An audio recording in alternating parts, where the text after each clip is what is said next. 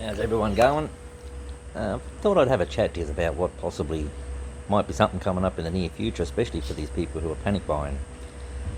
Now, the problem with panic buying is you leave the shelves bare, and leaving the shelves bare leaves people hungry.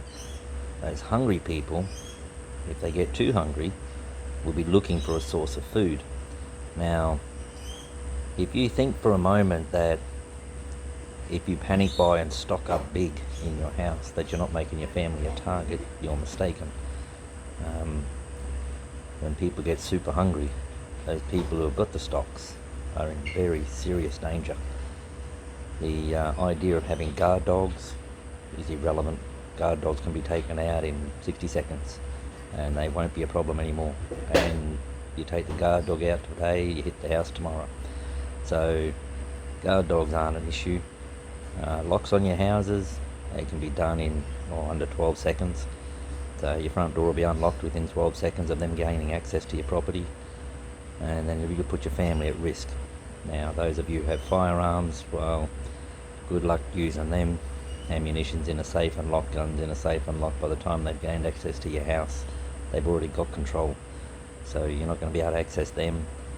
People with knives, be careful who you draw them on, because sometimes you'll just arm the intruder. And as the police would inform you, if someone's in your house and they're stealing food, best likelihood is to let them take it and walk out the door. Now, I didn't think that's what I would do, but however, if you have children in the house, it might be what you need to do.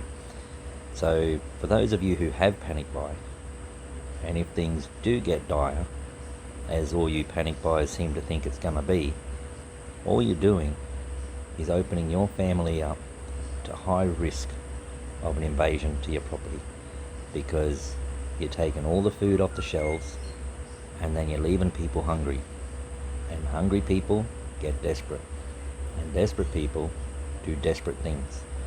So for all of you who are out there who are panic buying, it's a grave warning to you that be careful. Be careful who knows, be careful who sees.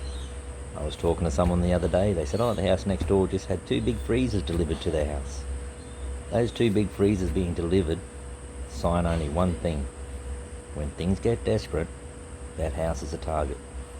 So moving fridges and freezers into your house is just a beacon of light saying that's a house to keep an eye on, because later on if things get desperate, which if you stop panic buying they won't, but if you keep panic buying they might, and then desperate people are going to come and visit your little house and they're going to ransack your little collection of panic buy treats. So if I was anyone who's panic buying right now, I'd be taking a step back and thinking, is my family worth it?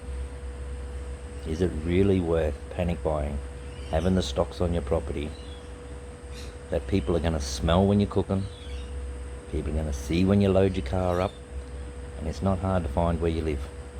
You know, you see someone loading up a car with 3 trolleys of groceries, it's not hard to follow them home. They're not looking for it. You should be, but you're not.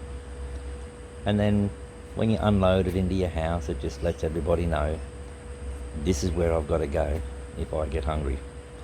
So if I was people panic buying, I'd be a little wary about who's seeing me bring it into the house, where I live, what's it going to impact my family, things you need to be taken on board as a security risk to your environment. Dogs are not your saviour. They will not save your property. Your front door lock will not save your property. You know, those neighbours aren't going to come to your rescue. They're not going to put themselves at risk over a couple of bits of groceries. I can assure you, you are at risk. If anything goes bad in this world and things get desperate, you are high risk for invasion and harm. So just keep that in mind next time you're down the aisle doing your panic buy, looking who's around you, who else is doing panic buying, and look who's around you looking at you loading up your car, and keep an eye on who follows you home to know where you live. And to get hold of where you live is not hard, even if you lost them on the first round. Just sit down the local service station, you'll pick them up again. It's not hard. Your car needs one thing: fuel. You're going to have to stop sooner or later. And It's just the fact of life. So for those of you panic buying, I would highly suggest you start ramping up your security, because if you really believe that food is going to get so scarce that you need to panic buy now to protect your family so they got food, that food will be more important than your gold necklace, your money in your wallet, your car in the car yard. That food will be the most prized possession you own. And that food will also be the prize hit for anybody who is hungry. So keep that in mind. For all you panic buying, just keep it in mind. You're making people hungry. You're making people go without, that they shouldn't be going without, because there's no reason to panic buy. This virus is not going to kill the world. This virus is not going to destroy this planet. It is just another virus, no different than AIDS. Influenza killed more people this year than coronavirus, so just keep it in mind. You're making people hungry. Some hungry people just may come looking. Well, that's my advice to people who are panic buying. I wouldn't do it, but if you are, good luck, Godspeed, because you're making yourself a target. Thank you. Oh, follow and like my channel if you want to hear some more tips.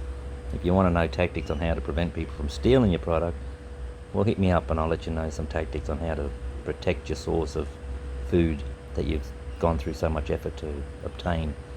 So, no dramas. You have a good afternoon.